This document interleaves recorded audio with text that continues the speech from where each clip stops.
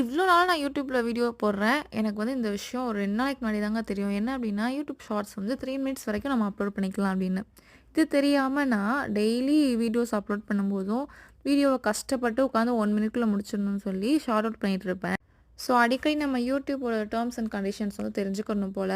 இன்னைக்கு கேட்கும் நானும் சீரிஸ்ல வந்து நமக்கு ரசமலாய் ட்ரீம் கேக் ஆர்டர் தான் வந்துருந்துச்சு. ரொம்ப நாள் ஆச்சு நமக்கு இந்த ரசமலாய் ட்ரீம் கேக் ஆர்டர்லாம் வந்து.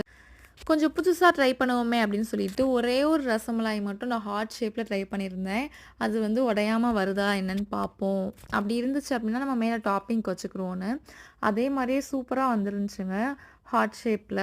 அண்ட் இது கூடவே வந்து டோனட் ஆர்டர் இருந்துச்சு. மில்க் சாக்லேட் வச்சு டாப்பிங்ஸ் எல்லாமே நட்ஸ் போட்டு கேட்டிருந்தாங்க.